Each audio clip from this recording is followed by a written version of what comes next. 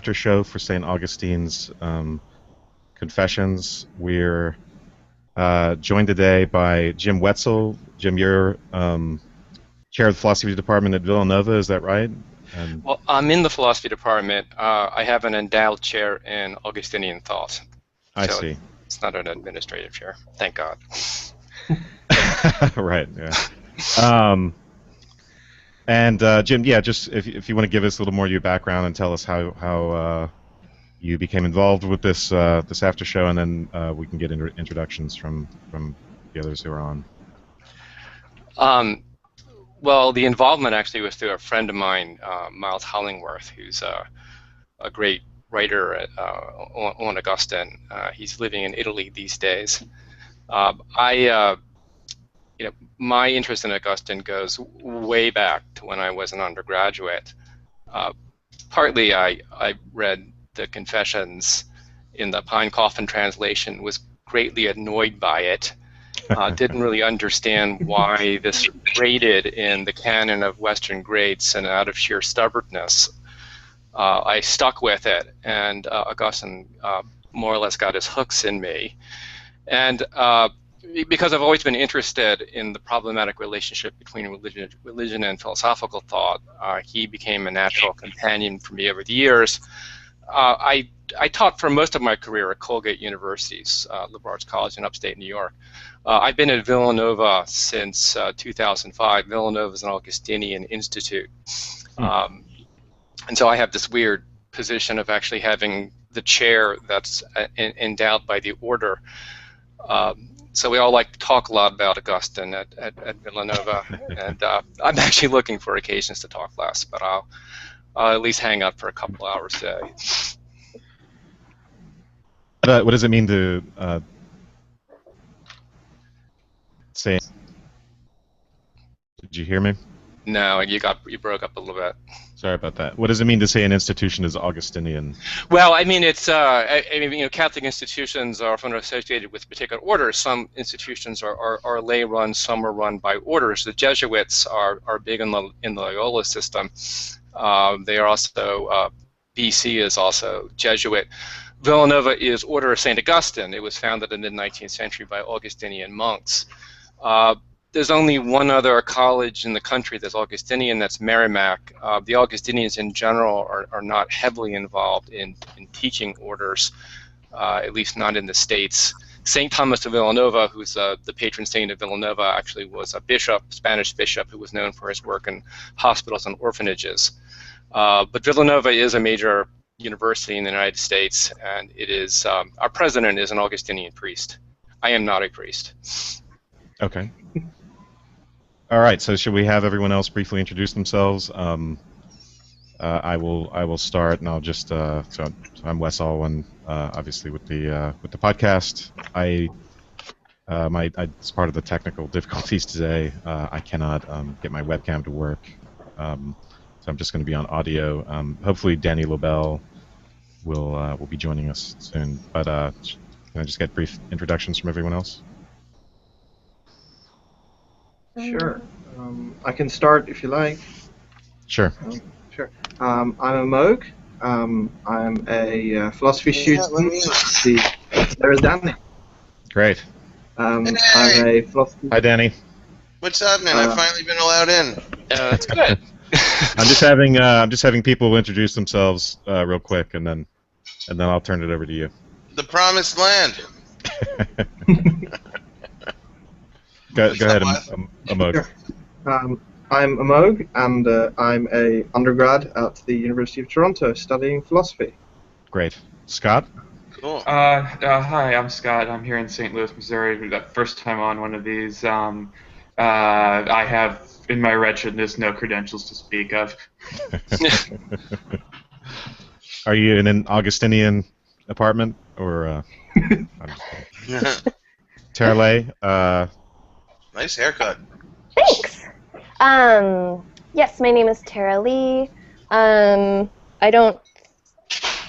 guess my old church was pretty Augustine influenced, although not Roman Catholic, it was Anglican. And I just studied philosophy on my own, and I guess this is like my maybe my third after show, something like that. Not your fourth after show? I don't know. I don't know. Maybe. Could be. All right, Danny, I'm gonna turn it over to Oh, you. I'm Danny LaBelle. I've been hosting these after shows. I'm a comedian. I'm into philosophy. I host a podcast called Modern Day Philosophers, where comedians talk philosophy. I'm a fan of the Partially Examined Life, and I think you have something new to plug, don't you? Or is that oh yeah, well, as of October 1st, I'll be doing a show with CBS called The Mostly Bull Market, where comedians try to predict financial advice. With no credentials. I'd go with that. I'm sure that's going to make a lot of people wealthy. Yeah. if my finances are any indicator, I would say no. But the fact that it got a big laugh from everybody is good. Just so it makes me excited. Augustine, let's jump into it. What do you think? I found him really interesting. I think much more than I expected to. I thought my kind of knowledge of philosophy is massive. There's sort of Plato and Socrates and the Greeks, and then massive gap, and then Descartes, and then it was good to plug that medieval philosophy gap when Augustine was certainly. Can I ask why you didn't think he'd be fascinating? It was more prejudice than anything. It was about, when sort of like, there's a sort of, when we do sort of the intellectual history of that period, sort of, the way it's sort of told to us is that, there are all these fuddy-duddy religious people who had basically sort of like God-centric metaphysics, and we shouldn't read them because Descartes' point, basically. But obviously that's wrong. But it was good. I got started with Augustine rather than Anselm or anyone like that. I'm happy that I did. Yeah. And what were other people's impressions? I've always had a soft spot for Augustine. I think partially because I've always really gotten guilt in like a way, not even in the way that like I think non-religious people are like, oh, you have a lot of guilt, but in the sense of like wanting to take responsibility for myself and being sort of shocked at how few people want to take responsibility for themselves. By the way, you do have a Vote for Jesus sticker behind you, so I would I think know, isn't that great? a guy who's talking about the inner Jesus might be a little bit more appealing to you. Yeah, no, I love that. Yeah. Cool. Prevent range fires as well, yes. Right. But, yeah, I've always had a soft spot for him. I think also because I have sort of a perverse, like, whatever the current cultural trend is, I just sort of like fighting with people about it. And so since secularism is definitely sort of the dominant thing in the Pacific Northwest, I just sort of like to, it sort of drives me even further towards the religious side. You're a counterculture girl, that's I guess. It is like a counterculture. It's interesting because I've talked about this before on my Modern Day Philosophers podcast about how like counterculture used to kind of be like rejecting religion, rejecting God, and now that's become so like mainstream that like counterculture now is kind of being like, let me check out this God stuff, It's like it's flipped in that way. And it depends a lot like what sort of subcultures of America you're in. Like I can imagine that I've spent a little bit of time in the Midwest and the South, and whenever I go there I find myself expressing myself like being way more secular and way more like questioning of religion, and then I get around secular people and I'm like, I don't know about you guys. So I've always had a soft spot for Augustine just because of that. I can relate to that. Being cool. We got one surprisingly pleasant, one that knew that she would like it and had a soft spot. Anybody in the other camp? I don't know about another camp. I will just say that I think a sentiment that was kind of echoed on the proper podcast. I was quite surprised with how modern and how relatable much of it sounded. Yeah, me too. Actually, I found like a lot of it really kind of spoke to me. Well, let's start with you. What specifically did you feel was very relatable? Oh, me? Yeah, Scott. Sorry. So just generically, I kind of expected it to sound a lot more of, kind of arcane, kind of like the pear tree kind of stuff that no one would really, relate to now. I expected it to, most of the examples to be kind of in that vein and not, whereas a lot of it really focused on kind of what people really do feel is what they miss the mark on today, and Christian language for it, particularly around sex, of course, and Well, the guys talked a lot in the podcast about like motivation. Like if Augustine questioned people's motivation. Are you doing this for the right reason? Is it selfish? Is it godly? Are you trying to be like God? That kind of stuff kind of spoke to me. Like thinking about what really motivates a person, what their intentions really are. It's something I think about a lot with people. Like, you can have somebody do one action, but it could be the same. Two people could do the same action, but with completely opposite intention, and you don't know, And that's dictated by your inner morality, right? Now, he kind of grappled with whether or not you're doing it for the sake of God. Am I right, Wes? Or I see you're jumping on there. Whether he was doing it for the sake of God. Well, yeah. I mean, there are points in the text where he's so I can't think of a specific example right now. Where he's you got to go back to his stuff on memory. so there's always the danger of vanity sort of creeping in, right? Even when you think you're doing something for a for the right reason. The question is, so you see frequent places in the text where he's sort of invoking God as the reason for everything, and of course there's always the danger of losing sight of that fundamental foundation. But Jim, maybe you can say something about that. The invocation of God.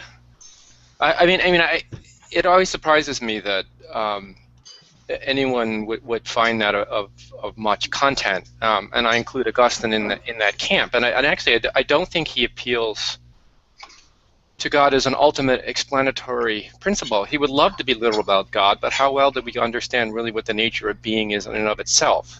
So I don't think the appeals to God for him are revelation in the sense of information. He really writes with the awareness that in the deepest way he's still learning the meaning of his own words. And God is really that sense that he always has something more to learn. I mean, he is a great psychologist. I don't mean that in the sense that he studied psychology, but he was very aware of the complexities of human emotions and their contradictions. And what was unusual about him for his day, and he sets the agenda for medieval philosophy, the way that we conceptualize the history of philosophy in the West. So I think that's grossly misleading. In his case, he's really a late antique philosopher, and the philosophy he's inherited is basically a Romanized form of Stoicism, where the goal in life is to get it together to the point where what's most important in your life you have an absolute hold on. He found that a very attractive ideal for most of his life, and he came to think ultimately that it was impossible and that it was undesirable. And you'll notice in the Confessions he's really quite preoccupied with grief. And actually, this came out in some of the podcasts, which I really, by the way, like. But I didn't listen I didn't get a chance to listen to all 4 hours. But what I did hear, I really found really quite fascinating. And he is actually struggling to affirm grief within human life in a way that I think is highly unusual for his time, where our liabilities as human beings to love what it is that we will inevitably lose fragments the self in ways that we will never put together. And our imagination for thinking that we can put it together is actually worse than the grief itself. And so there's a kind of an unresolved or open quality to the emotional life that Augustine very much is in favor for. That's why, although he's a religious figure, he has resonances in writers like Dostoevsky, Beckett. I mean, he really has an appeal that tends to defy our usual desire to divide the world up into confessional lines, secular, sacred, Christian, non-Christian.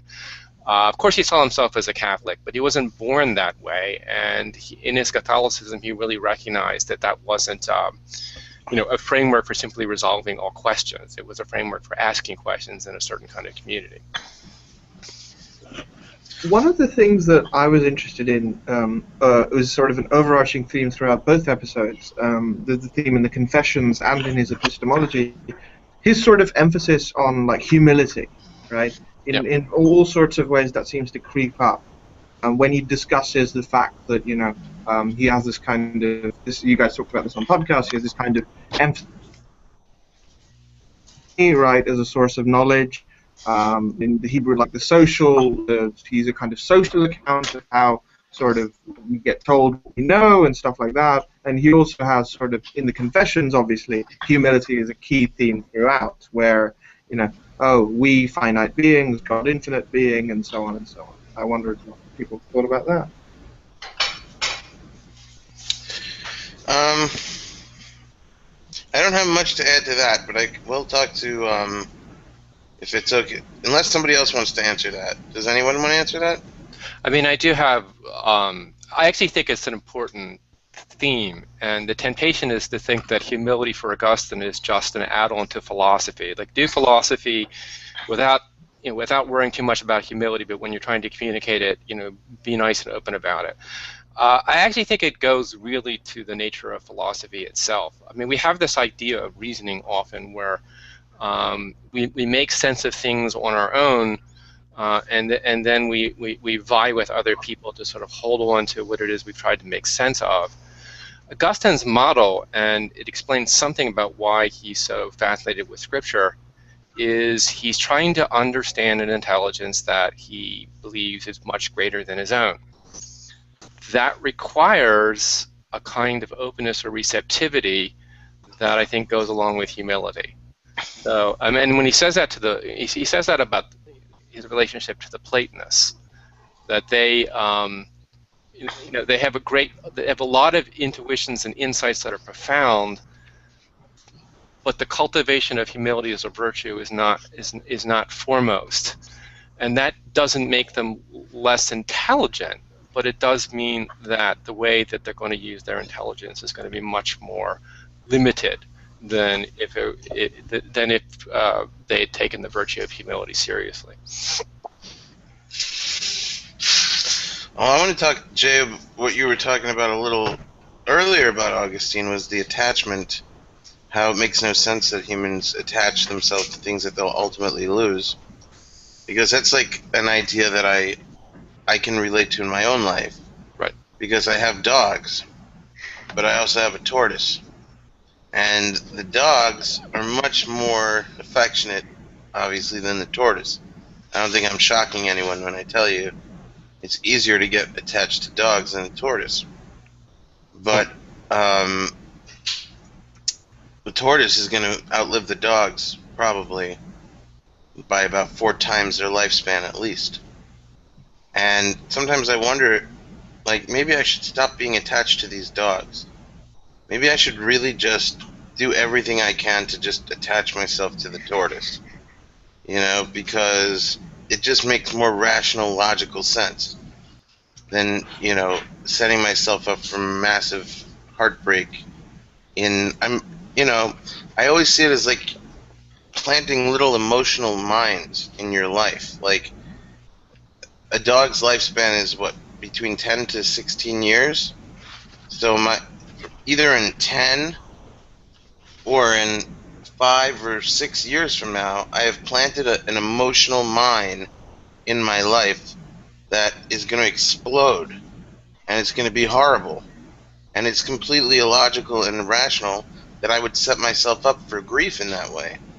But a little bit to what Jay was touching on, Augustine saying,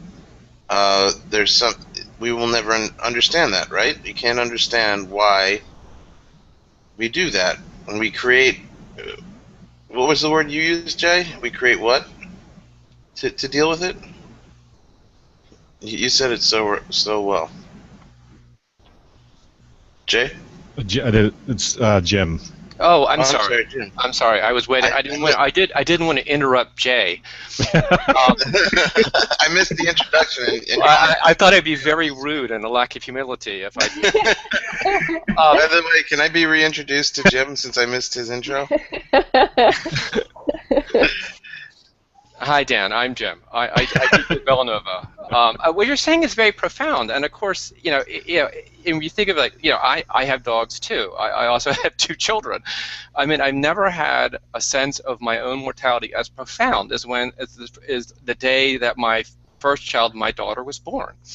Now, look, I'm not an avenger or superhero. I'm not thrilled with the thought of my own death either.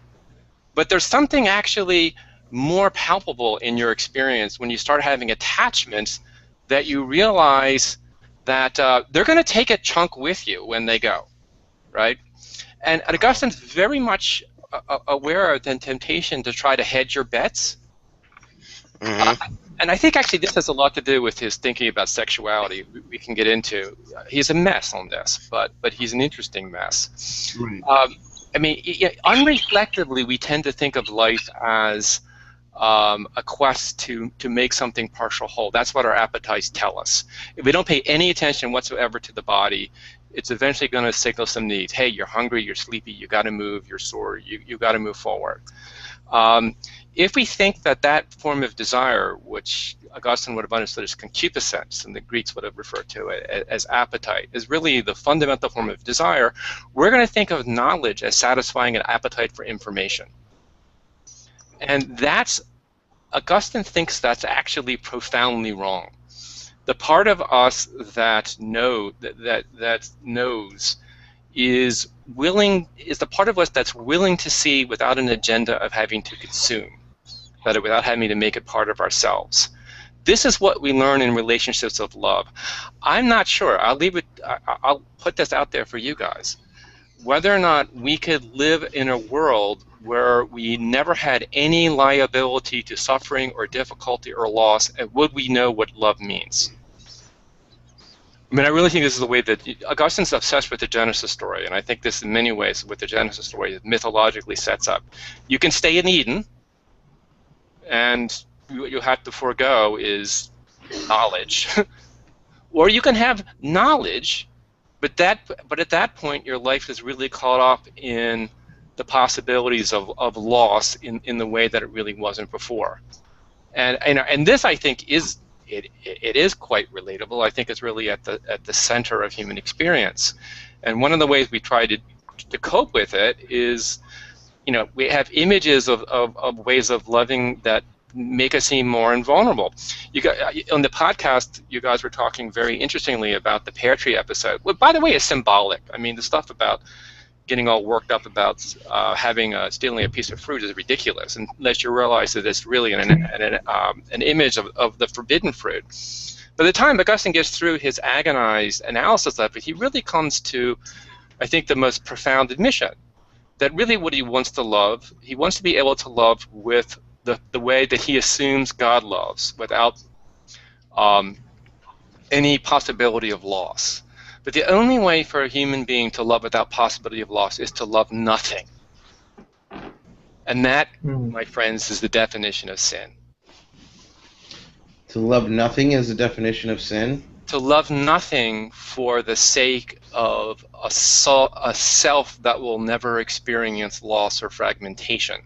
That's the involution of selfhood that he associates as behind sin, and has its roots finally, not just, he says it has its roots partially in pride, but I think more profoundly it has its roots in fear.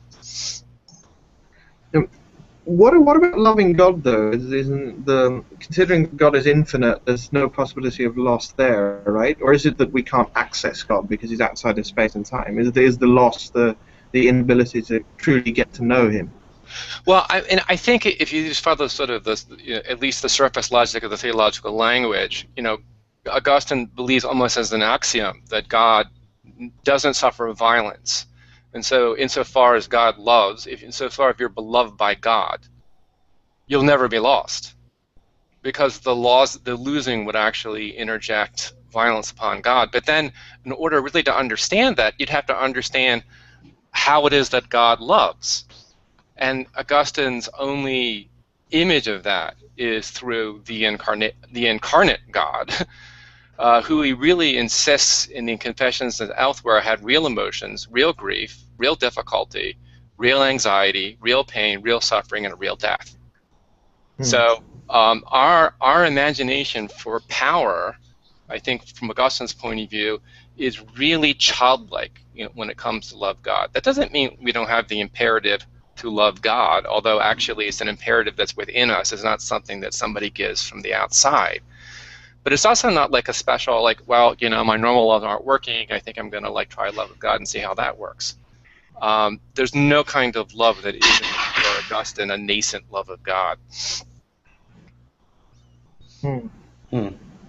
So I guess, a few things are interesting as you were speaking. And I'm sorry, I'll let you go first. Go ahead. Am I saying this right? Amo? Amo, yeah, that's right. It's just that there's a tiny comment about what Jim said about knowledge. So it's interesting that Augustine comments on different moral attitudes to the same thing, right? So when we see knowledge as a property, as something to accumulate or to possess or something like that, then it's wrong. But if we see knowledge as a means to the infinite or something like that, then it might be more useful in that sense. Or is that because there's sort of different presumptions of what a person is, right? It's like when you have knowledge to accumulate, your brain is this little sort of treasure chest which you put stuff in, but it's slightly different if knowledge is sort of a means of communication almost with God or something like that. It's just I was commenting on that difference. Yeah. It seems like what a lot of philosophers have grappled with, and it seems like from what Jim is saying, we're hearing Augustine grappling with also, is what does it mean to be loved by God? What kind, God is this infinite being. God is not, doesn't have human emotion. So if our understanding of love comes from the love of God, what does an infinite, non-human being define as love? Was I right about that being a question there, Jim? Yeah, and actually, and I think the question, what does it mean by to be loved by God, isn't very far from the question, what does it mean to exist? Think of Augustine's basic cosmological metaphysical framework. God is being, and God creates ex nihilo, out of the nothingness. That in and of itself already sets up a rather peculiar question. Well, who are we, since we are neither God nor the nothing? Really, what does it mean to exist? You're asking the question, what does it mean for a being that's in some ways intertwined with nothingness? We live in time, we're finite, to actually be in some way. I think Augustine has that question in mind, and he sees it primarily as a question having to do with the difference between love, will, and desire. And we learn love is actually, I think, the liberation of desire, and that has something to do with our quest for value and being beyond the limits of the life that we perceive, which is who he talks about that as God. So yes, Dan, that I think that's quite right. It's all like that song. I want to know what love is. Exactly. There's little. Am I wrong that as far as the text goes, there's a much more focus on love of God than. In fact, I don't remember a single instance where, and this just, You're breaking up on my end. Is it? Yeah. It's where he's, sorry. I was That's going to say, right there. I don't remember an instance where he is talking about God's love of human beings. I mean, there's obviously lots of talk about love of God, but am I wrong that there's far less focus on God's love for us in the Confessions, or?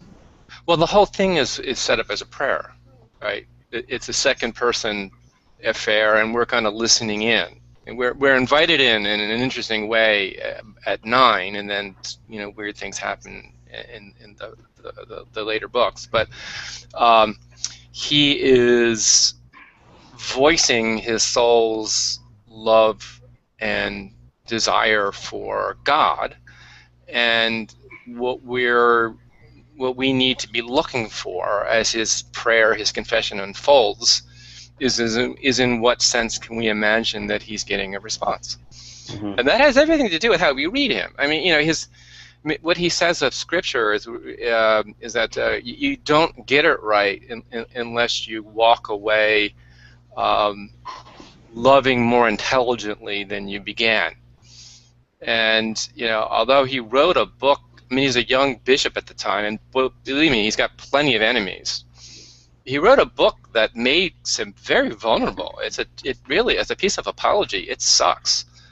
And so he at one point will say, how he hopes to be read, which is, not give him a pass, but read him with the kind of desire that he has, that in these fraught encounters we have in our relationships, to hope to come away a bit more generously minded than we were before. I mean, that's the way he really wants to be read. God's never an object to be comprehended in the Confessions. And I think really what's remarkable about the Confessions of the book from my point of view, and it changes, but so my point of view as of now, is how extraordinary Augustine sees the great metaphysical, cosmological, theological themes playing through very mundane realities. I mean, he tells us about his girlfriend, his learning of a language, his not liking to learn Greek. I mean, these are details that you just wouldn't expect would go into a philosophical self-testimony. And lots of people didn't like the Confessions, both on the Christian and sort of the pagan side. But I mean, there is, as I say, God never appears as an object. He shows up in how you hear Augustine's voice. I mean, he does talk, for instance, about being known by God. So, for instance, at the beginning of 10. Yeah. Let me know thee, who knowest me. Let me know thee, even as I am known. So this is sort of the point I'm trying to make of God's relationship to him. Unless I just simply don't remember it, I see more of this type of language about being known, but less about being loved. But they're not separable, I think, for him. Right. I mean, I'm just saying explicitly, even So I'm curious about So.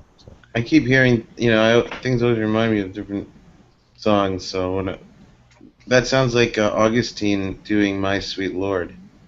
I really want to knowest you. Really want to knowest me. You need to put together a tape. Yeah. I'll play it for my class. Lord, but it takes so long. St. Augustine, the pop album. These little things, they just trigger songs, you know? But I just think that's such a funny idea. I really, my sweet Lord, written in Old English. I really, but it's pretty much the same thing Augustine is saying that George Harrison was saying years later. I really want to know a Steve. So I think moving back to the question of attachment, if so, suppose someone were to. Sorry, I'm getting an echo from someone. Yeah, I'm getting an echo too. Yeah. Yeah. Let's see. Does anyone have their speaker on? Somebody must. As opposed to headphones. Echo. So just mute. Maybe if you don't mute yourself. Yep. No echo now. Great. Thanks. Wait. So suppose someone were to, because Jim, the way you were giving us a more nuanced view of Augustine's thoughts on attachment than I suppose someone who comes to this, who's first reading this, might get from the book. So for instance, it might seem to a casual reader that this is really a sort of Stoic call for a retreat from worldly attachments, and that the one safe thing for us to love is God, because God has that permanence and foundationality which nothing else in the world can give us, whether it's various types of pleasures or even human relationships. Although there are points in the text, of course, where it seems like it's okay to have to sort of realize that they are sourced in God, something like that. But there's a lot in the book that seems where he seems very worried about any sort of worldly pleasure and the way in which it can distract us from God. So is he as Stoic as he seems to be, or is something else going on? Well, I mean, the Stoic strategy is a kind of this worldly otherworldliness, where you're not rejecting the world, but you're identifying it in such a way that your sense of self remains undamaged, untorn apart. I mean, he certainly will use the language that there's no security ultimately except with God, but he doesn't play that out, I think, in a Stoic way. I mean, I think the short answer to the question is there are some experiences of grief that are simply not to be transcended, and the Confessions is remarkable for the amount of times it really focuses on the experience of grief, and they're very different. I think the ones that come immediately to mind for me are the scene in book 4 where he grieves for a friend that he never names, and actually he's very hard on himself. That's actually failed grief. There is the short but incredibly important passage in book 10 when he talks about sending his lover, basically his wife, the mother of his child, back to Africa. I think actually that has a huge impact on him. And then there's the grief for his mother. Now, I mean, he's going to say that the life that we have now isn't ultimate, but he's going to insist that doesn't make it important. And I think there's some things about it that are irreducible, irreducibly good. I won't go on great length, but that scene with his mother, yeah, I mean, he knows that she's with the Eternal. Actually, they had a trip to the Eternal before she died, so he mourns for her anyway. Does that mean that he less faithful to God? No, not at all, actually. It means that he recognizes that the conjunction of human and divine, even in its most intimate way, doesn't overwhelm and simply turn the human into something that's eternal. So this is where I think his Christianity is really important, not as a series of dogma that he applies when he's puzzled about things, but as a reminder that the symbol that his tradition picks for intimacy between human and divine is not of a supernatural humanity. Actually, he says in the latest work, one of his latest works, is God's choosing Jesus as his adopted son is not because Jesus' humanity is any better or different than anyone else's. So there is, as I said before, early in my introductory comments, what's really remarkable about him, and I think what makes him really interesting to modern psychologists and postmodern psychologists, he's just not going to insist on the integrity of the self. That's not realistic. We don't live that way, and actually, insofar as we're a unity, that's something that God knows from God's point of view that we can't know in this life. I wanted to go back. I think we should definitely discuss integrity more, but just to the mourning of his friend in book 4. So now I'm looking at chapter 8, section 13. So, for instance, the conclusion he draws about that seems to be sort of anti-grief. I'm quoting here, "For the first grief had pierced so easily and so deep only because I had spilt out my soul upon the sand, in loving a mortal man as if he were never to die.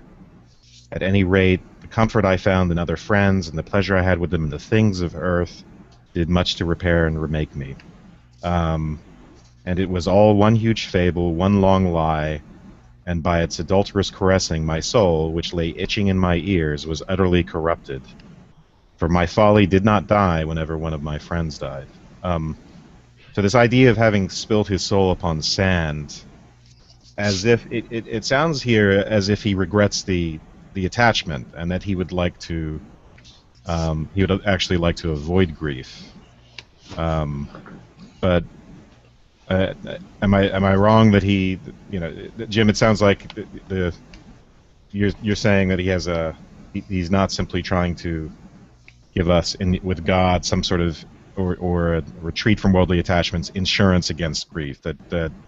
That grief is inevitable, but somehow it's going to be transformed by a relationship with God. Is that? Well, before sort of dragging God into this too quickly, I think what he's dealing with in that episode is profoundly painful to him, and the grieving. For Augustine, the cleaner your relations are, the more you've allowed someone in your life, the more integrity your grief's going to have.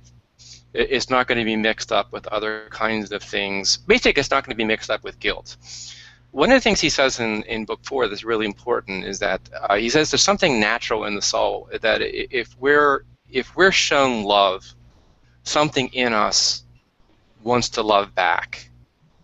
And if we don't love back, or we love back too late, that's really a torment. What he tells us about the relationship with this guy, and he's like 16, he's coming back, from, I think, Medora, and he's back in his hometown, which he really doesn't like that much. It's really his father's hangout, and he has a real problem with his father. But if you listen to the way that he describes his relationship with this friend, it's like a lot of his relationship at the time. He's charismatic and very persuasive. And he assumes he can basically make his friends into the people he wants them to be. At the time, he considers himself, he's a Manichae at the time, he's not a Catholic. And he's very smart. And he wants company in the way that he sees the world. And so he convinces this guy basically to sort of agree with him pretty much about everything. And the guy falls sick, and his family baptizes him.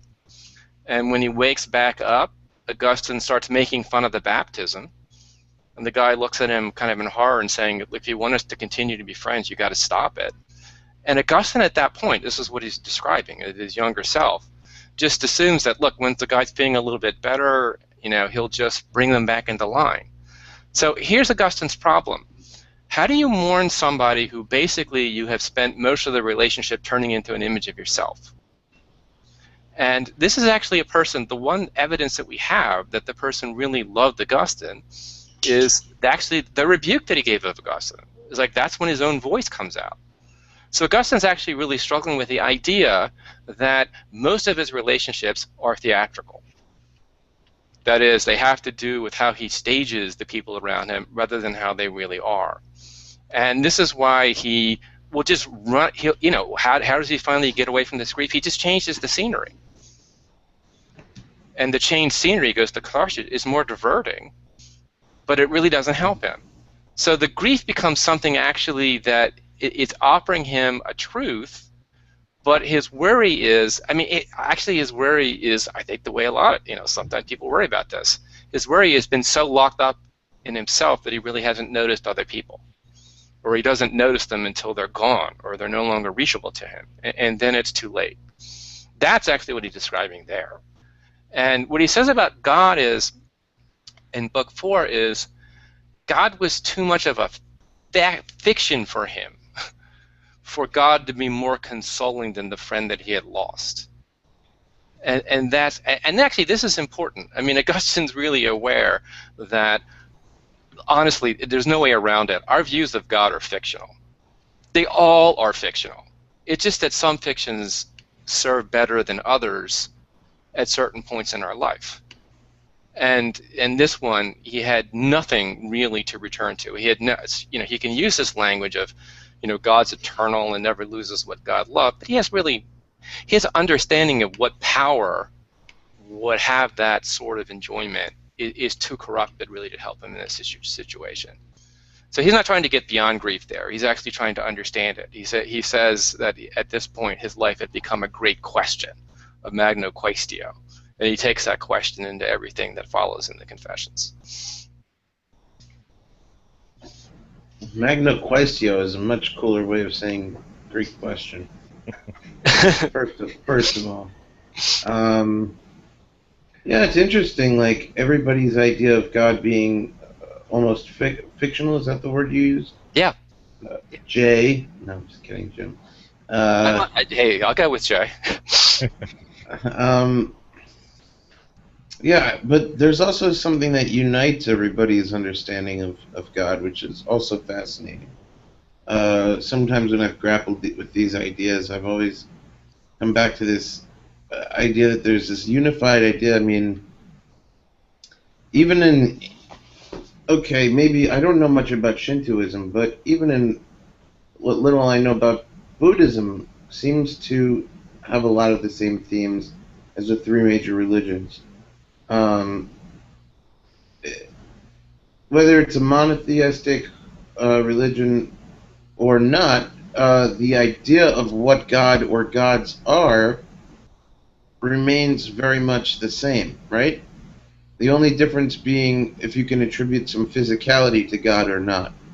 But the understanding of what God is, what God does, it seems to me, in my limited understanding, that it's pretty universally accepted to be, as the same kind of thing.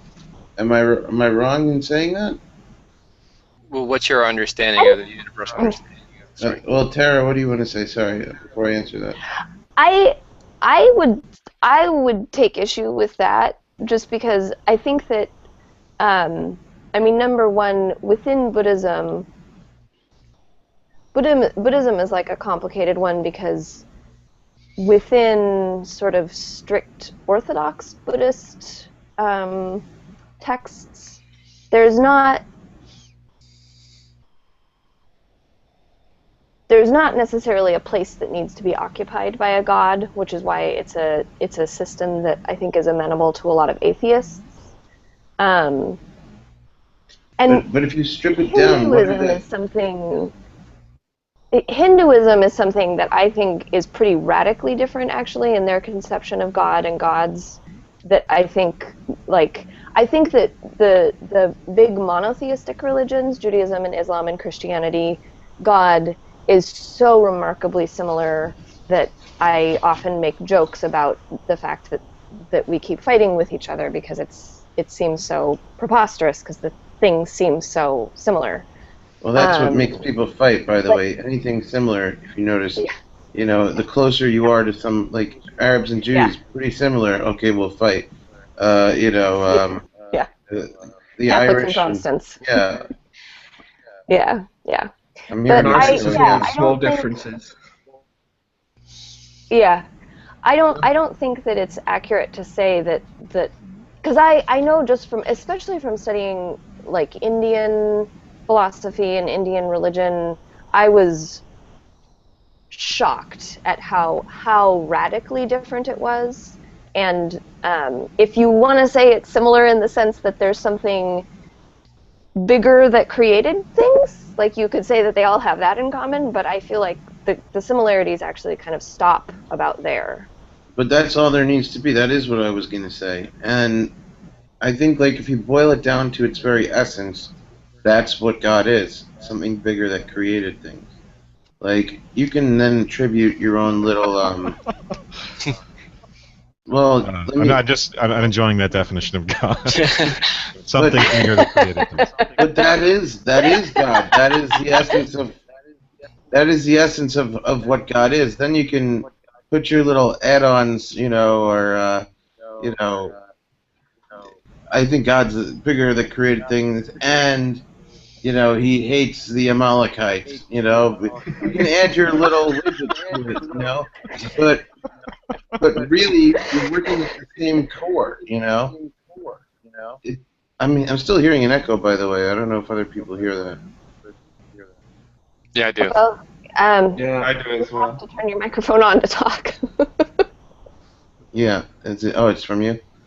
But the essence, the core understanding that the whole universe seems to have to God is to relate to this big invisibility, sometimes represented by a statue, but still the statue isn't the God.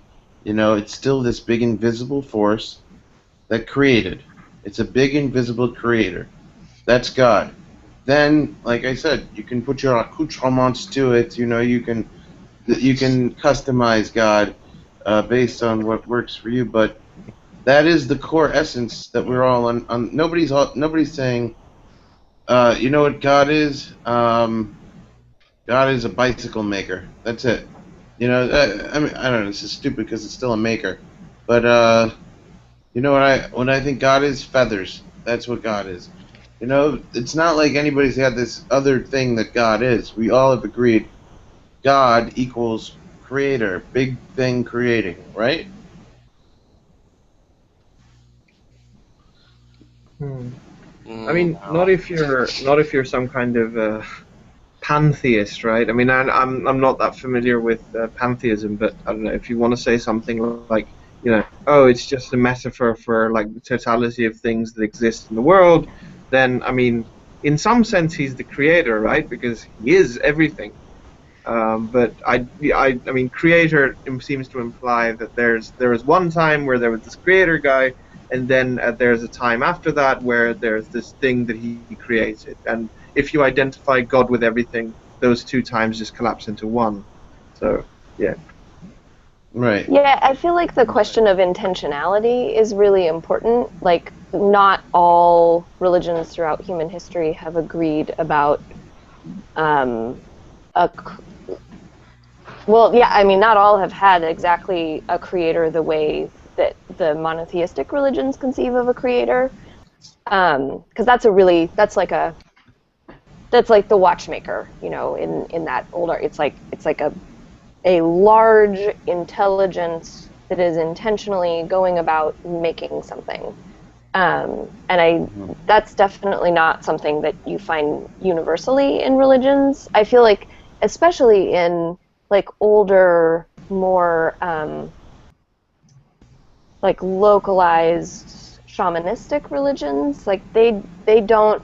There was probably something which mushed some stuff together at some point, but I feel like the conceptions are so different that I often I sort of like recoil at even using the term God to talk about all of them, because I feel like we cast everything that we look at in the light of the Judeo-Christian sort of conception of God when we start using that word. And I feel like some of them are so radically different that it doesn't really hold up very well. I don't remember why we started talking about this, though. What did this have to do with Augustine? I think it was relating to, Jim was talking about how all types of God were fictions, and then Danny was riffing on that, I think. Oh, yes. Okay, yes. Well, I mean, and Augustine actually at the beginning of the Confessions has a really unsettled notion of God, right? I mean, the soul is made to, well, I mean, praise God, though I think that word is going to be misleading in this context. Gary Wills translates laudare, the Latin for praise is appraise. Our soul is basically built to understand the good that's beyond conception, but there's never any harmony between who we are and what we're judging.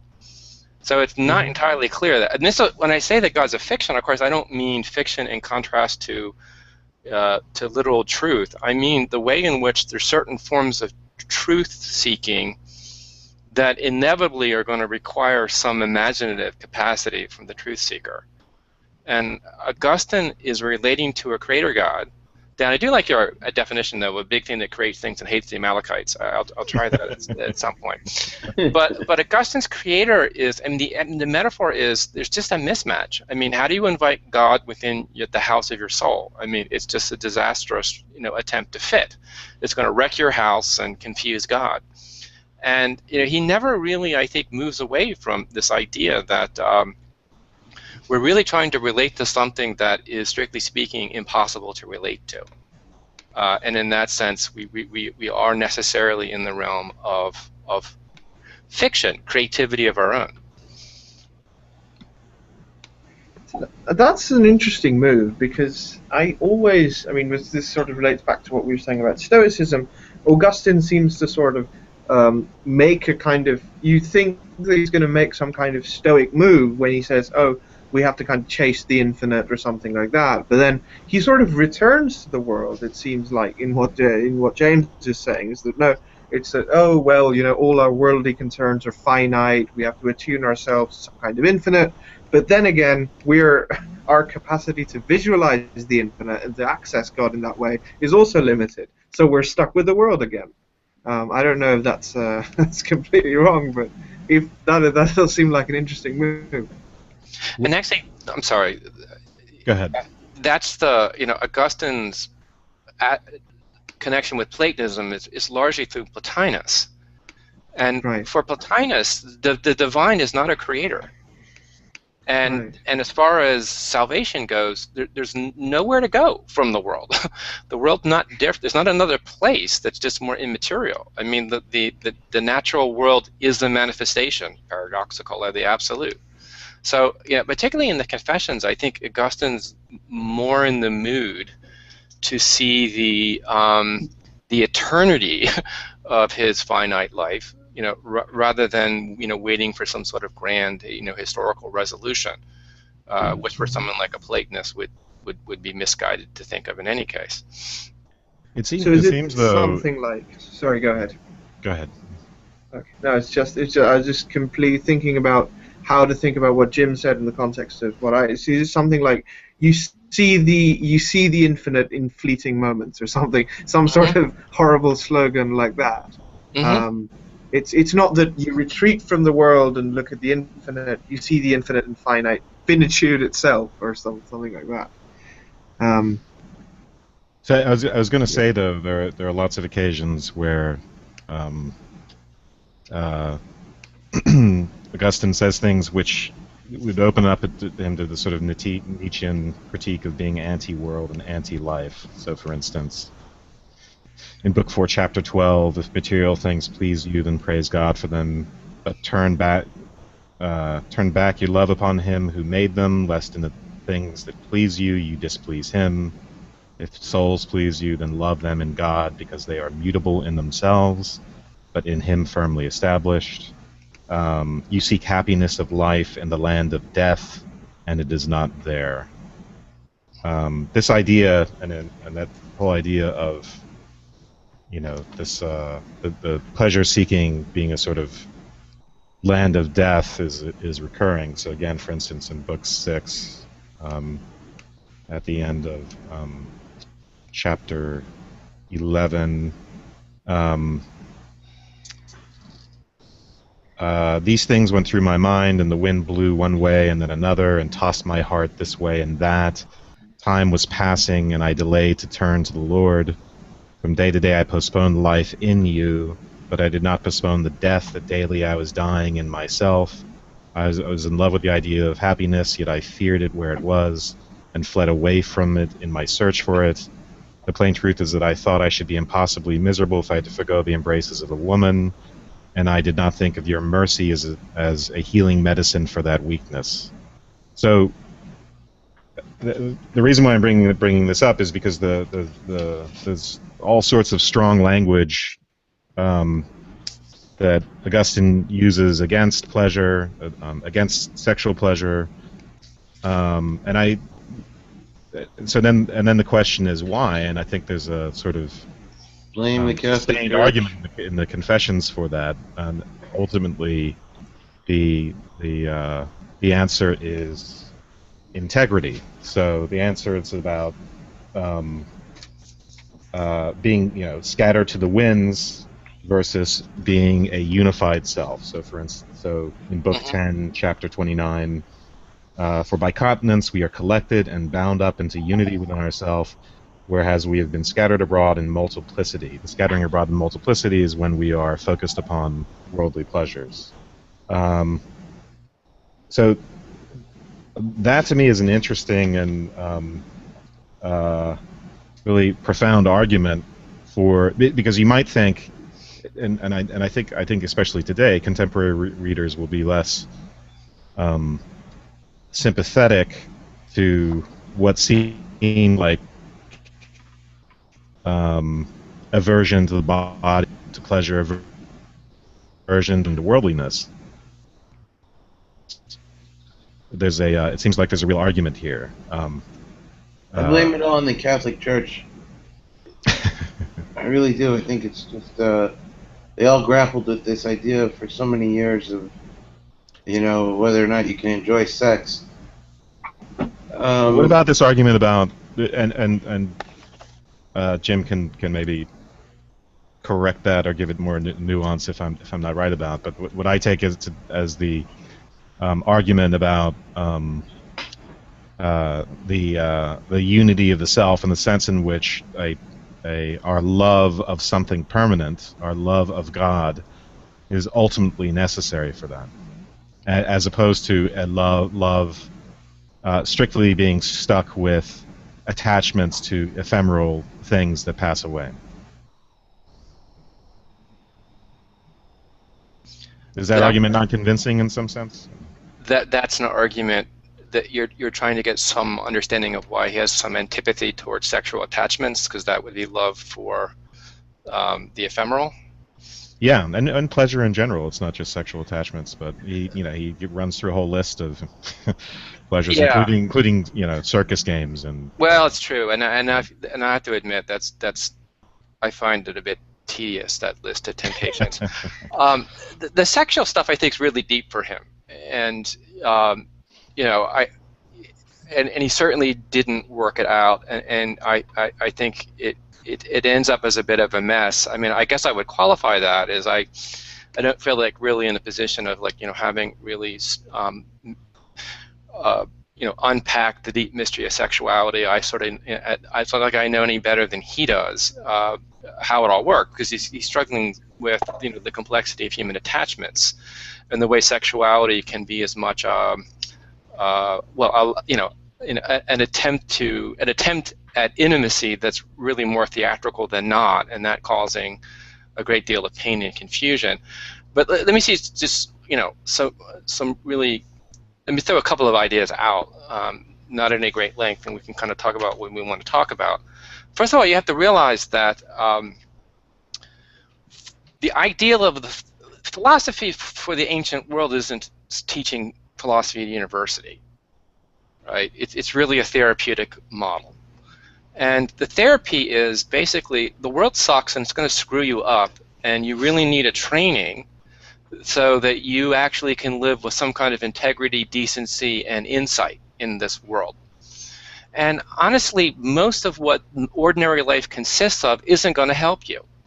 So there's already an ascetic imperative for the philosophical life. Like the idea that you shouldn't spend a lot of time with your sexual life and your family life was simply like, you're not going to have a whole lot of time for reflection or contemplation if that's what you're all caught up in. So that's part of what Augustine is talking about. And in Book 8, when he talks about his so-called conversion, it really it's in some ways it's trying to get over his sex life. There's no requirement that you have to embrace celibacy to follow a path of Christian philosophy.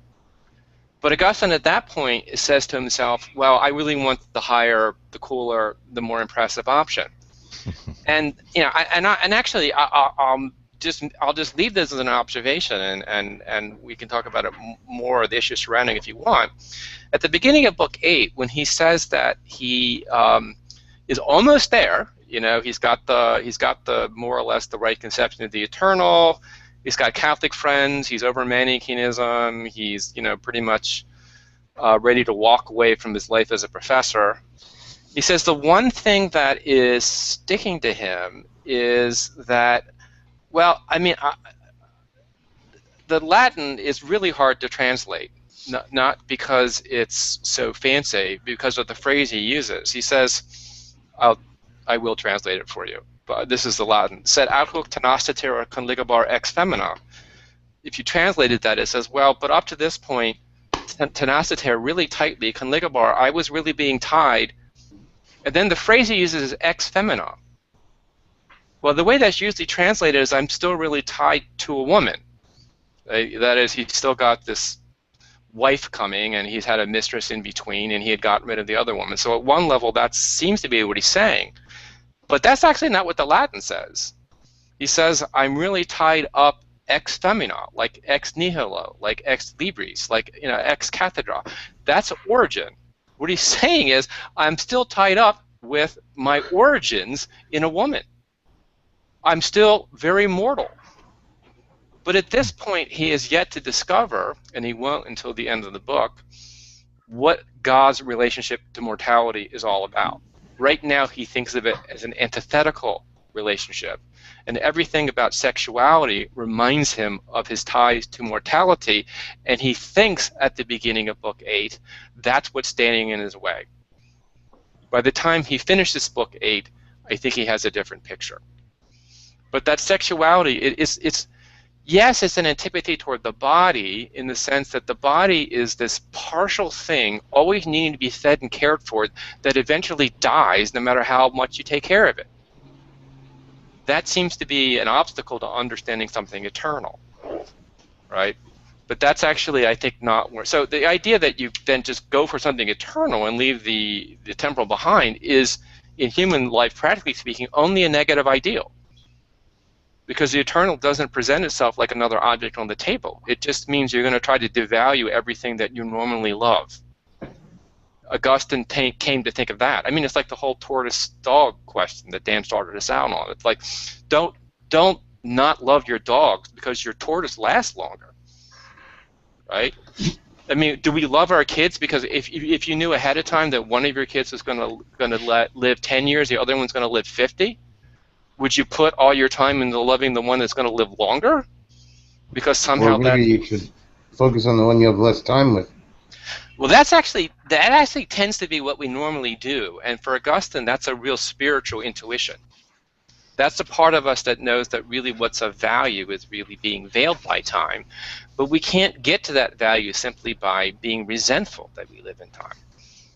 It seems like, though, for him, we have to, again, transform those attachments. So it's not just the body attachments, the sexual and bodily pleasure, that's dangerous. It's attachments to souls as well.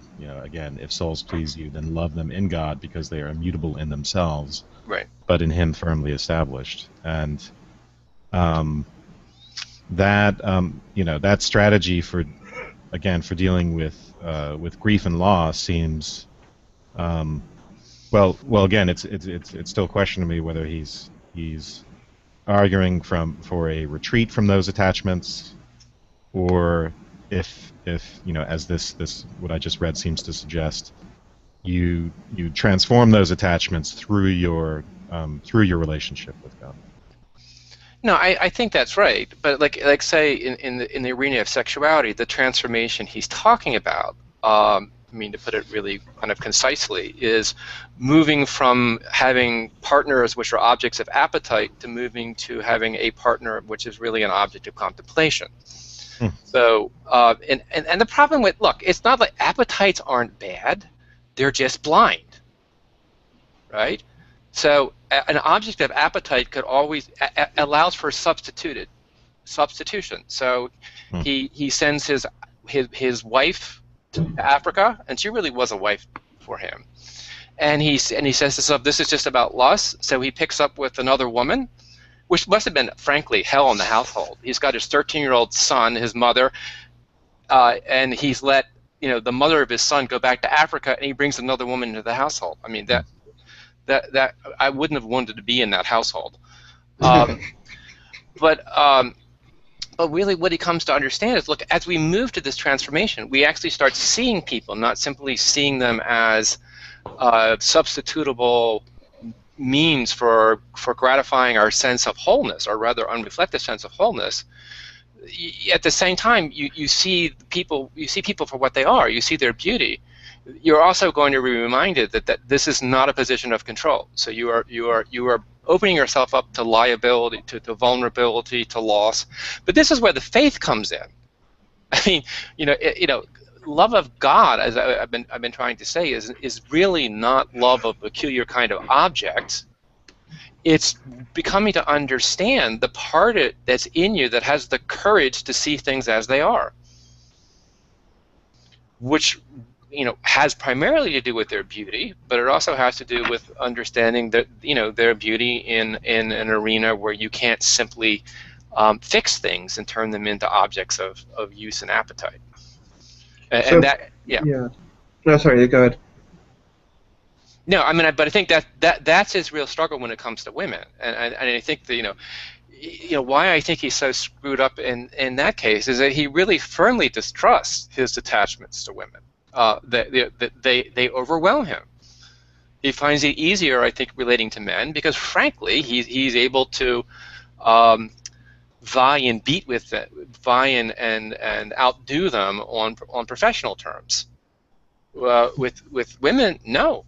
There's just something more basic about truth that they convey to him, and honestly, it freaks him out. So this sort of whole thing about seeing the kind of loving God in the right kind of way is really means you don't want to love God, you want to love beauty or the infinite or something like that. And we talked about transformation of attachments. Is it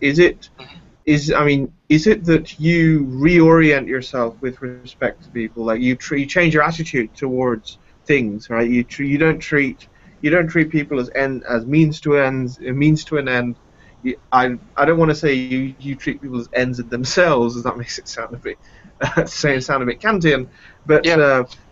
As souls, I guess, might be a better way to say it, right? As sort of beautiful souls or something like that, as infinite souls. Yes, what does it mean to see? Jim, you were saying this love of God is related to seeing things as they actually are, and I wonder what that means exactly. Is it to see them? Is it to see people as ensouled? Or I also thought, as Amog did in sort of Kantian terms, is it to see people as having their own autonomous subjectivities and respecting that as ends in themselves as opposed to means to gratification? What is it that we are seeing? more accurately or more honestly? I mean, that question to me is sort of the philosophical struggle. But I think seeing people as different is really at the heart of that. And as not replaceable substitutes for our appetitive, okay. We're individuated expressions of the divine. And so when God becomes Jesus, it's not some kind of like Kant thought, some sort of universal principle of humanity that gets exemplified in Jesus. No, actually, it was this particular person. He lived, he died, he's gone. And if you want to understand, like, well, boy, it would have been more effective if you had sort of gone more universal in that. Well, I mean, here I think in really understanding and coming to see, the differences around you, loving one person well actually helps you to love other people well, and there is really a sense in which it doesn't get caught up in too narrow a vision.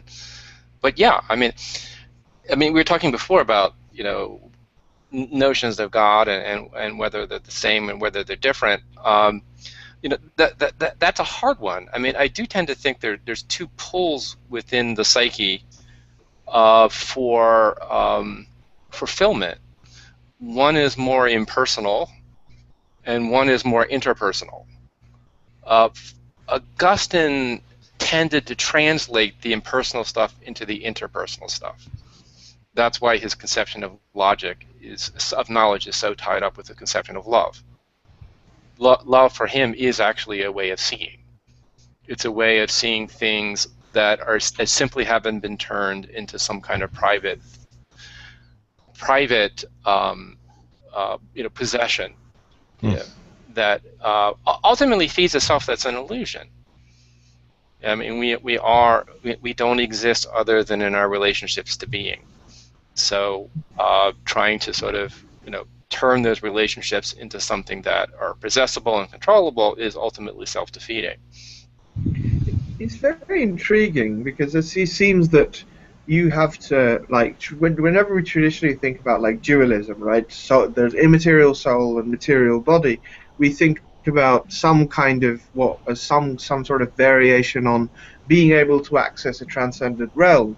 Yeah. But he seems to sort of invert that in a certain kind of way, where our material practices, the way we go about our lives, can allow us to access the soul through our sort of, I don't want to say our sort of mode of being in the world. Mm-hmm. Yeah, it makes it sound kind of existential, but that's fair. Yeah, I mean, that is an interesting connection. I mean, it's like sort of existentialism in a way. I always thought about that as being radically other to Augustine, right? With all its talk about ungroundedness and there is no God, and we have to sort of change our way of life constantly. But he seems to be sort of going on some existentialist themes. Well, Camus wrote his dissertation on Augustine.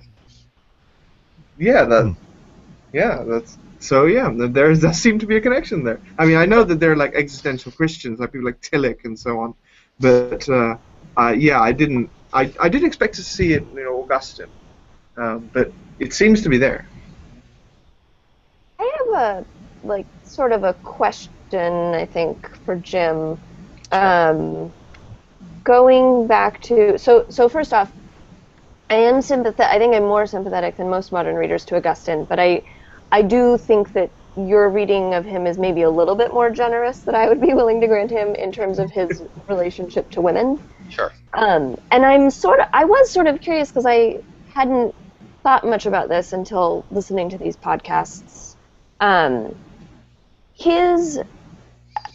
know like within like feminist circles, especially within Christianity, there's a lot of concern over Augustine, and I've always sort of understood him as being, he sort of was a turning point in the attitude towards women within the church. That's been the understanding I've sort of encountered.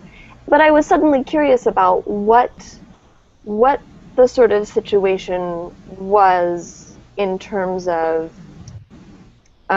women. I know a little bit about women in the Roman Empire, but like what his I want to say like angst, like in like the German sense, like this really deep, almost terror at women and what women do to, like his need for sex is clearly disturbing, really disturbing to him, and what it does to him and the need that it meets is quite disturbing to him. But that seems to have really touched a chord in the world that he was in and in the Roman Catholic Church. And I was kind of wondering, do you know anything about what was going on historically that that he did touch such a chord, or that he did contribute so much? I would say that he contributed to a really anti-woman culture within the church. I think that the misogyny has been a great theme within, I mean, great in the sense of big, not in the sense of good. A great theme within the Western tradition of religion and philosophy, and Augustine is certainly part of the story. And it is important that we not give overly generous readings of this tradition so that we become blind to the way that misogyny is actually distorted its capacity to, well, its conception of reasoning itself. And Augustine, I think, in some ways had the misfortune of being insanely influential. And so everything that he worked out, which he wouldn't necessarily have wanted to be dogma, gets magnified in importance. As far as, you know, his misogyny goes, and he has it. And I think if we're going to like look for really sins to be offended by in the Confessions, well, it sure as hell's not the pair. But sending his partner away in the way that he did, and the way that he describes it, and what he does afterwards, I mean, honestly, what an asshole, right? So Africa is beautiful. Let's give him that. I mean, there's so much unbelievable wildlife. The sights are breathtaking. Back to you, Jim.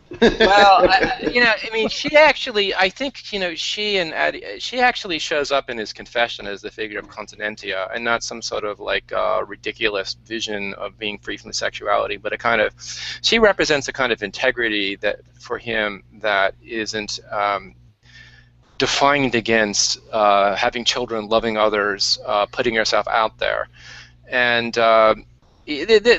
the way he describes it, it's like Adam losing his Eve, and actually he absolutely uses a Genesis image, although this time the parting is a wounding, where in Genesis, nobody's harmed by it. Now, as far as, I guess one answer to your question, one response to your question is, we would do well to take very seriously where his struggles with sexuality and gender are clearly not resolved. Now, as far as how he influences doctrine, he's very insistent on the notion that there is no difference when it comes to the image of God between male and female. Yay, that's good. Okay, but here's the other part.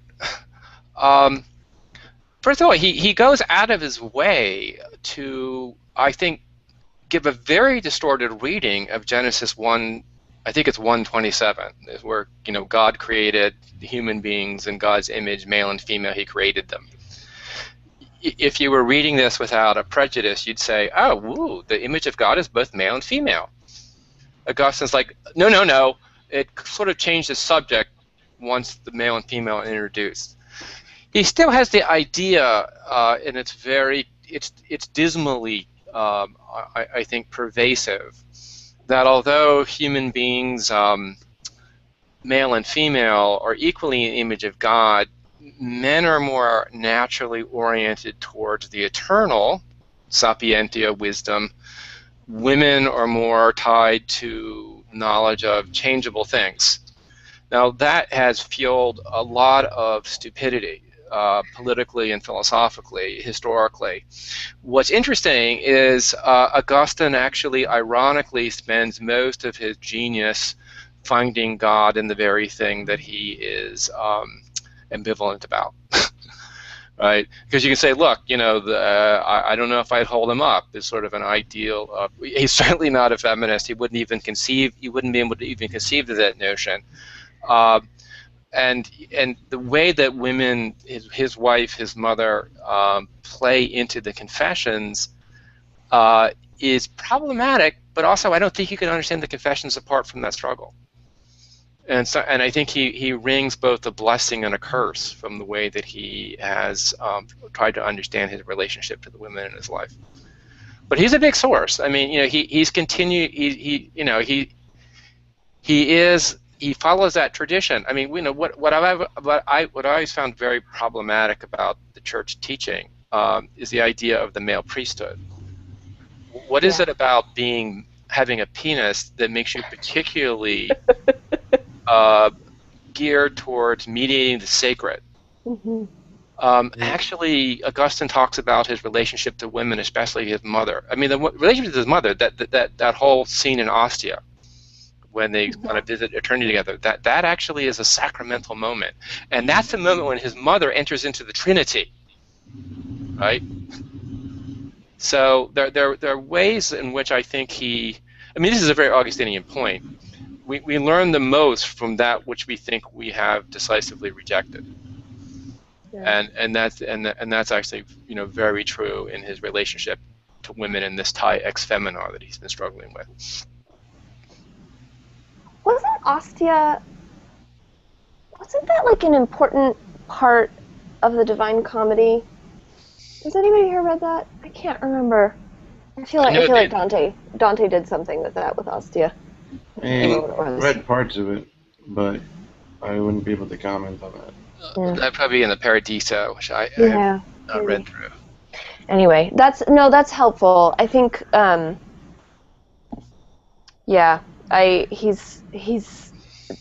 he's an interesting character. That is an interesting point, though. You're right that you couldn't understand the Confessions apart from his relationships to women. That is definitely true. And so it remains interesting to me. I'm sorry, were you? I think all I was going to say was just, I think you're right that, and I had this thought before that maybe part of the problem for Augustine which is, I think you touched on this, he may or may not have wanted to have been turned into the dogma of the church itself. Like he really was adopted after that and by the church, and that's not necessarily something that was super helpful. But yeah, go ahead. I mean, I would just, regarding your question, it remains interesting to me, or rather, it remains an open question to me whether there's a true, contempt for women, or if he has this kind of hatred of, women causing him to sin in some sense, of the woman being in a sense a path to either sin or damnation or. I think that's true. I think he, like a lot of religious people, though, he strikes me as somebody who, if you were to say that to him, hey, is it women or is it the way that women lead you to sin? His official answer would be, oh, it's the sin, it's definitely the sin. But in practice, he comes off as very hateful of women, and I feel like you can say officially, I hate the sin, but yeah, right, yeah. And so, Mr. Jim, I'm sorry, I forgot the point about men more oriented toward these more eternal things, women more oriented toward these more temporal things. That was the interesting point that seemed to be the first thing that kind of stepped out of something that I didn't think could be understood simply in that vein of, he's got a sin problem, basically, that interpretation. Now, I think that ultimately, so at that time, let's get real here, that's true just because the women, weren't getting the education, right? So, you're generally not thinking about these things if you haven't been, aren't reading a bunch of books. Although there's some natural tendency in humans probably to think about these things, but I mean, the books are kind of a stimulant for that, perhaps. Yeah. Well, I think too, one of the things that I didn't read the Confessions. I'd read like excerpts of it and listened to the podcast, and I was sort of curious about whether did he have just one son? Is that all the kids he had? Yeah, Adeodatus, Okay. and he died when the boy died when he was 16. Oh. And does Augustine seem to have been attached to him at all? Oh yeah, tremendously so. Okay. Interesting. Huh. Okay. In fact, when she goes back to Africa, she leaves Adeodatus in the care of his father. Oh, okay. And that's when he takes a mistress. Yes. Because that seemed like really good timing. You gotta do what you gotta do, I guess. Yeah. Well, Takes a mistress while he's waiting to get married, too. Yeah. Yeah. Right. Yeah. Oh. Huh.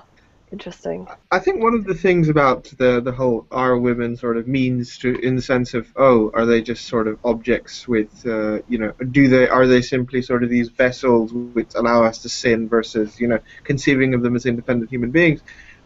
Even if the whole thing we were talking about, do you hate women or do you just hate what they make you do, both sort of, the second option is not really that much of a cop-out in the sense of, you're still treating women as an object, right? You're still treating them as, they are people only insofar as they have an effect on me, rather they are people with sort of autonomous desires or whatever.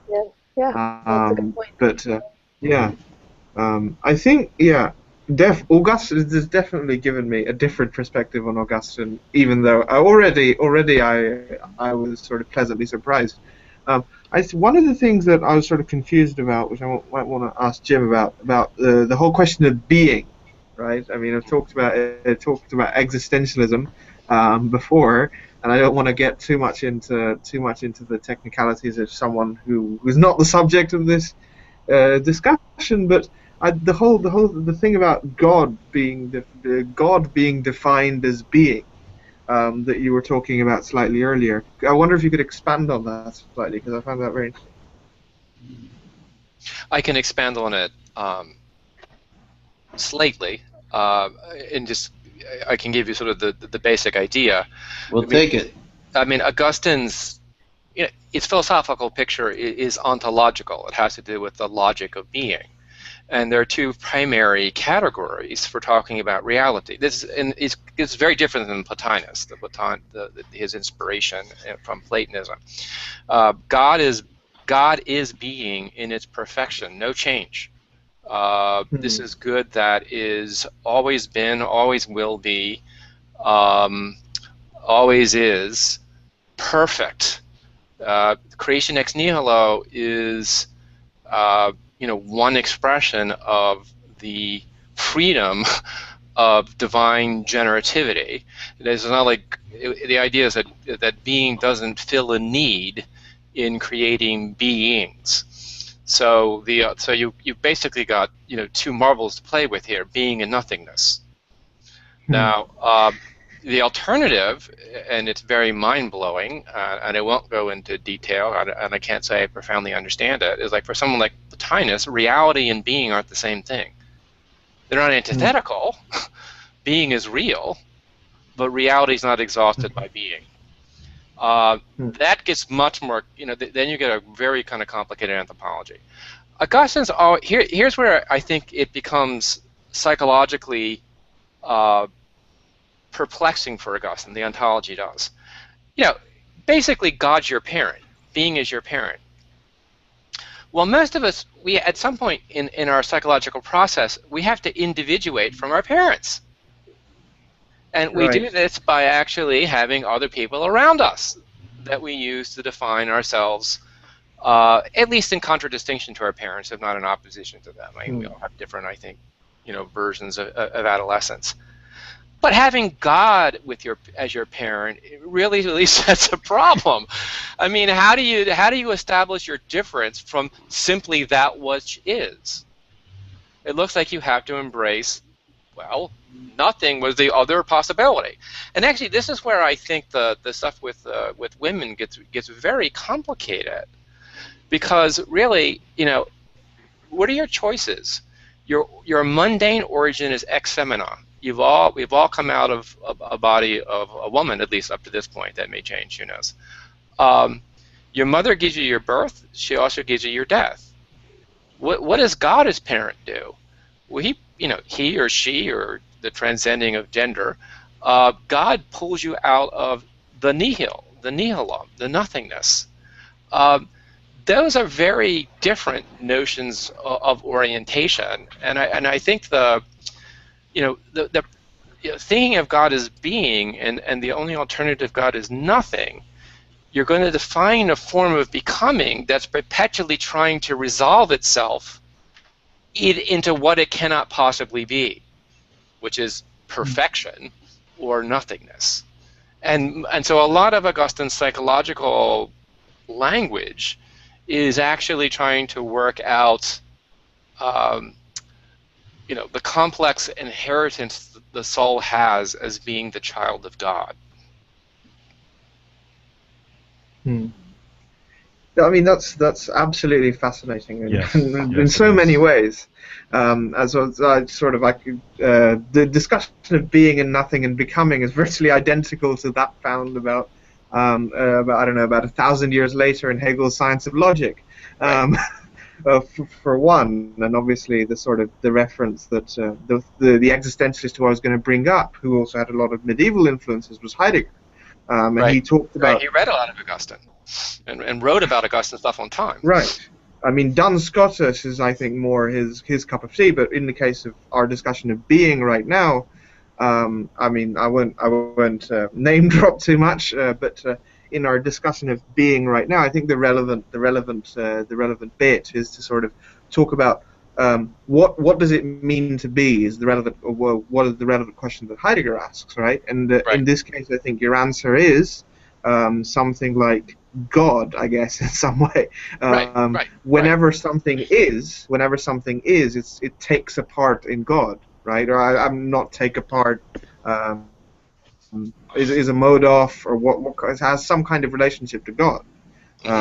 God is the kind of universal genus of being. Whenever something is, it is part of God. Yeah, I don't want to say part, but you see what I'm getting at. Yeah. But the reality, I think, in this sort of broader definition of being, what you called, when Plotinus distinguished between the reality and being, I think what we mean is being is reality in the broader sense. I mean, in the sense of like, being is the most general possible thing for some like it's the definition of what all things all entities have. I mean, this is the kind of Heideggerian circle that I'm getting into, but I'm sort of gesturing at what Augustine might have to say about these questions. Yeah. This is it's maybe not a hole that we want to get into right now, but it's certainly one of the most fascinating areas of Augustine for me.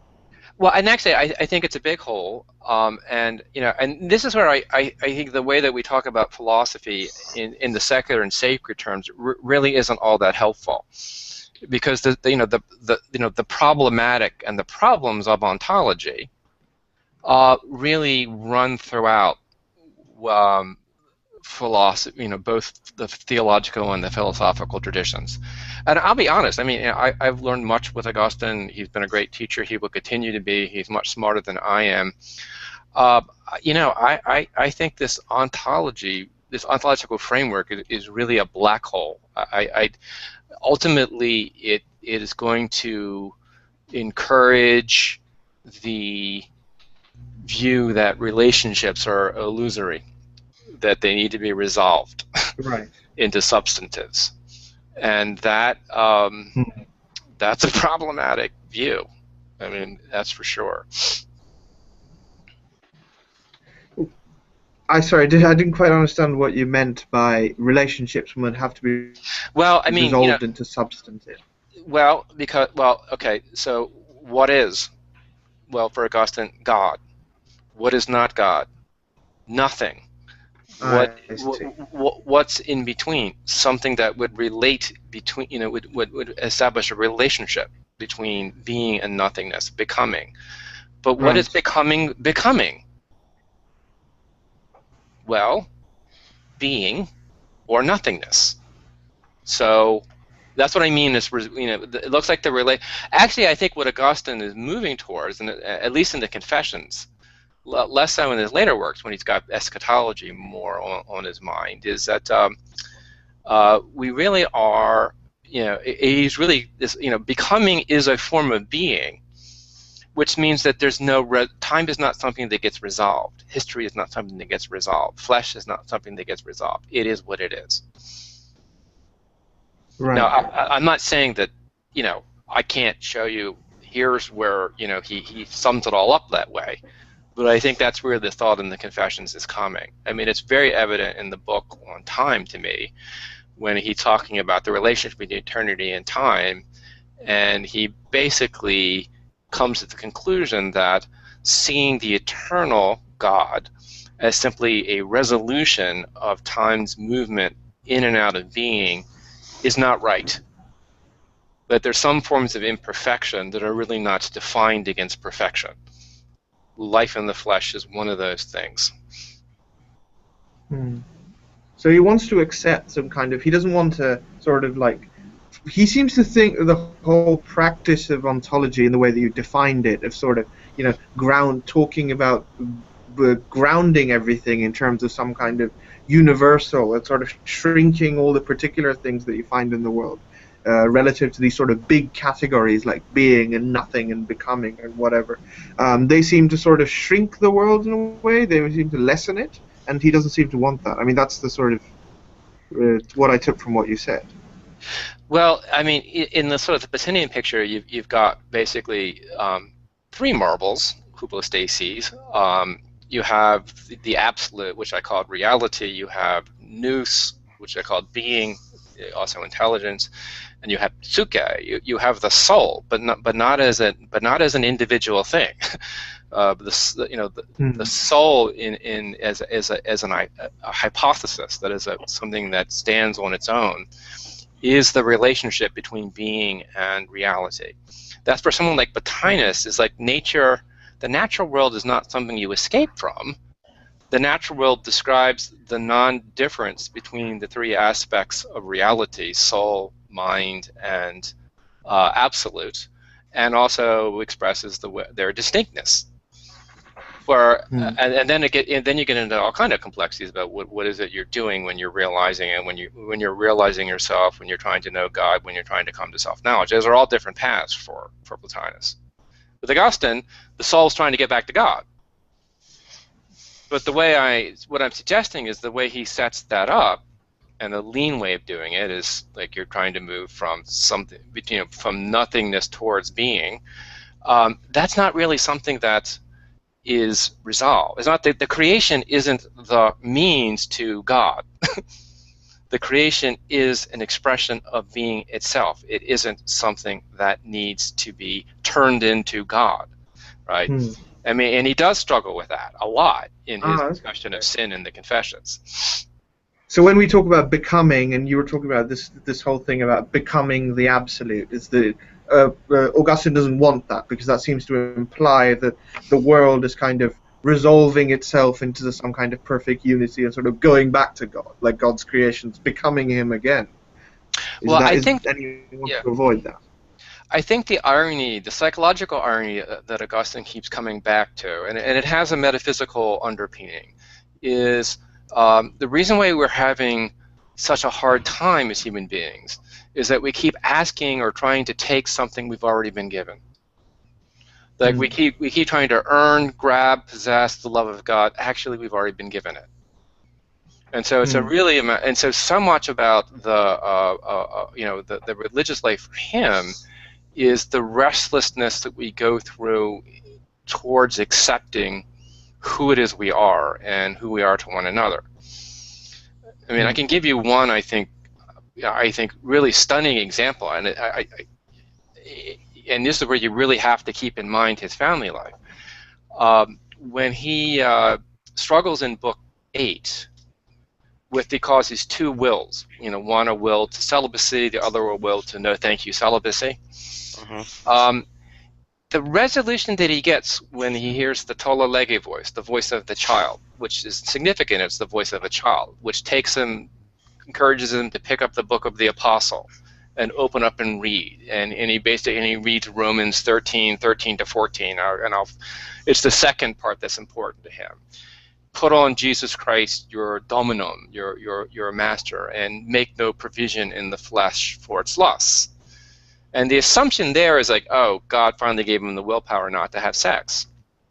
I don't think so, actually, because the trope that he uses to explain his peace of mind is one of illumination. He said a lux securitatis really filled his soul, a light of security, of peace. So there's an illumination there.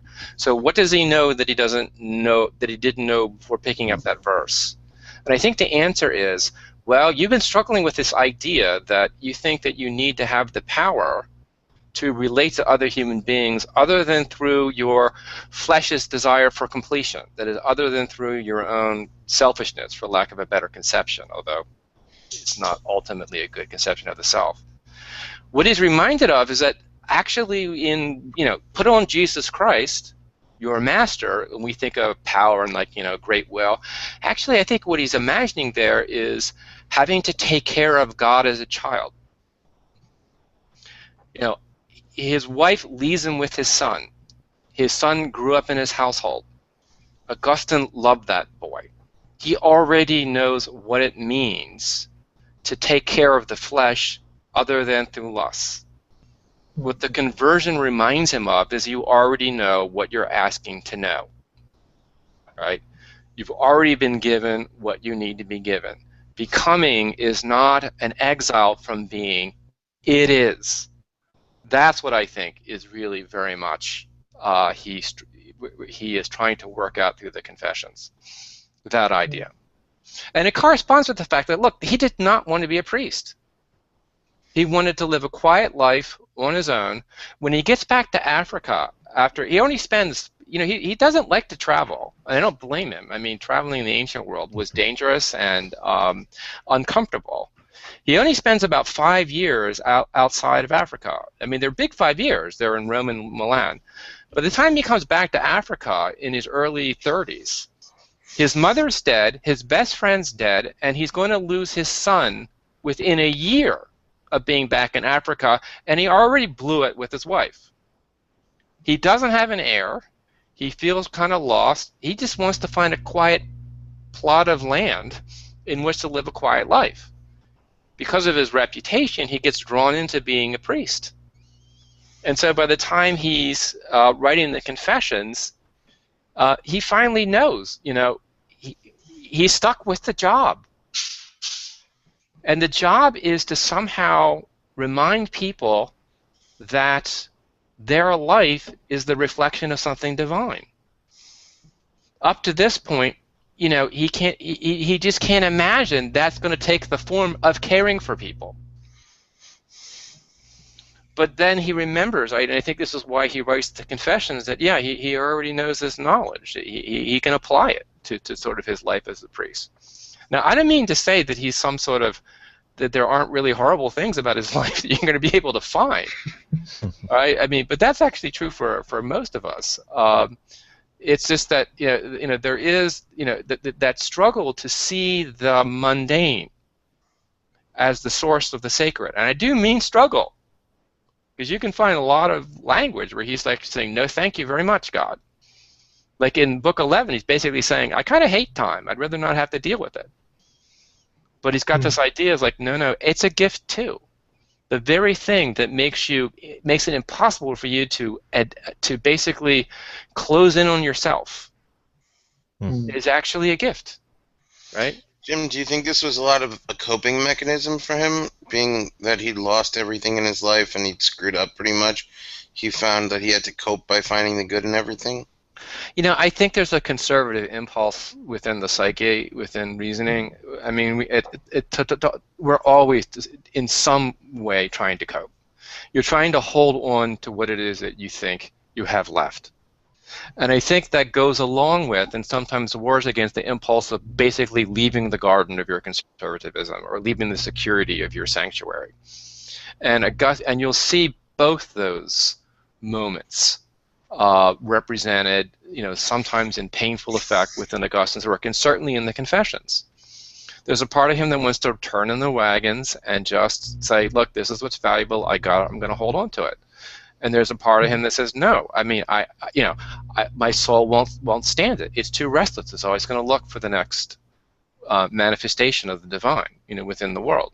And I think you've got both of those things. But yeah, I mean, he is a man who, unlike what he would have understood a philosopher to want, who allowed himself to take in more and more of the grief that would, if you take it in, you're always going to be somewhat at odds with yourself. He starts to actually articulate a theology where he becomes to understand that that's not so bad, or it's difficult, but it would be worse having the kind of integrity that made us insensible to the world around us. I mean, that's basically his critique of philosophy, then that's too much geared towards coping, right? And it kind of goes back to your, his whole, thing with time and everything, kind of goes back to the whole Garden of Eden thing. Actually, made me think of, the old saying, ignorance is bliss. I never really connected it with the Garden of Eden until now, but that I must have come right out of there, right? Ignorance is bliss. Bliss is Eden. The tree of knowledge is the opposite of ignorance. Ignorance is bliss. Knowledge can be hell. And then from there on, the more understanding he has, the more he has to grapple with things, the more he has to contextualize things, and he has to justify things and cope with them by saying, hey, you know what, this sucks, but I guess it's good. I'm grieving, but I guess it's good. It's all pretty good. And that's sort of his survival mechanism. That's kind of like going back to earlier when we talked about the attachment, the illogical attachment that we have to things that die. How do we cope with that? We say, all right, well, it's good. You talked about your kids, and you talked about, the attachment to them and this moment of you realizing your own mortality earlier. And how do you deal with that? You say, you know what? I'm not going to be with these kids forever. These kids are not going to be with me forever. We're at some point going to be parted through death. But in the meantime, this is really good, and that's how you, that's how you deal with that. That's what you say, good overwhelmingly beats out these, emotional landmines that I was talking about. The fact that whatever we have in the present time, that we can value in our lives, anything that's currently tangible and good in this moment is the only thing we can focus on, because you'll drive yourself insane worrying about A, what you don't have, and B, what you won't have, so.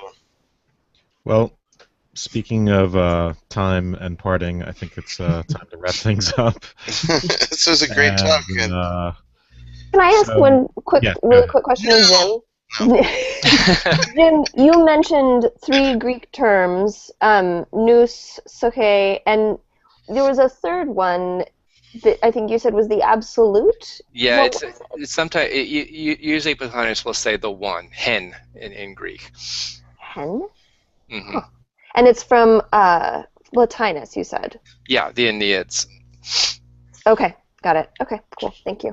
Jim, thank you for your extensive knowledge on everything. I learned a lot here today. Absolutely. Yeah, Jim, Thanks a lot. if people wanted to read, learn more about your thoughts on St. Augustine, I know you've written a few books. Where would they start? I know your most recent book is Parting Knowledge: Essays After Augustine, but there are a few other here. I was wondering where one would start. I think the book I actually wrote to be the most accessible, and it remains to be seen whether I succeeded, is a little book called Augustine: A Guide for the Perplexed. Okay. I wrote it to be under $20 and take less than an hour and a half to read. I mean, that was my goal. But that mix of Augustine and Maimonides in the title there. Well, the series is a guide for the perplexed. I didn't have much of a choice on that, though I like it, and I think it fits Augustine pretty well. And yes, I'm sure they took it from Maimonides and didn't pay him for it. I bought it. Well, I've got it right here, and I must say it was a good buy. Oh. And Amog, by the way, you have a podcast as well. Is that right? Oh yes. But it's not something I wanted to plug really. But, Oh, you don't want to plug. Do it Okay. anyway, Amok. Come on, peer pressure. But Jim, Yeah, no, this was at. Go ahead, Amog. Sorry. sure. Go for it. I do a podcast with C. Derek Varn, who used to be who was a guest on PEL a couple of times. Okay. And it's called Symptomatic Redness, and we talk about all sorts of things, but mainly history and politics. Oh, Great. nice. I Symptomatic should redness. have let him not plug it. That was a real downer. Huh? Yeah, and so I didn't come on with the explicit intention of plugging. I was more. Well, I I was imagine he'll be back drinking for in. the Hayek after show. I'm sure we'll check it out. That sounds interesting. Wes, thanks again for everything.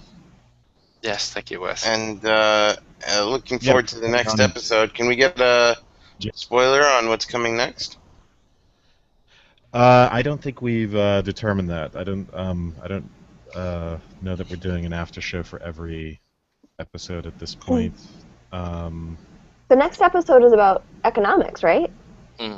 Yes. Cool. That's interesting. Yes. I like It's that. going to be Hayek and Amartya Sen. So. I'll have to tune into that for my to prep me for my new podcast, the Mostly Bull. That's Mark. right. Yeah. Yeah. So thanks again to everyone, and Jim, your insights were absolutely fascinating. Yeah. Thank you so much for doing this. Unbelievable, Jim. Thanks for inviting me, and I'll let my students know about the partially examined life. I think this is really great. Great. Really great. It's a great forum. I will be Thank you very picking up much. a copy of your book, by the way. You got me. Well, thank you. So, Get the sales up to a dozen or so. My mother has most of the copies. very cool. All right, everybody. Have a great week. Thank Thanks. you. See you guys. Thank Bye. you. Bye. Bye-bye. Bye.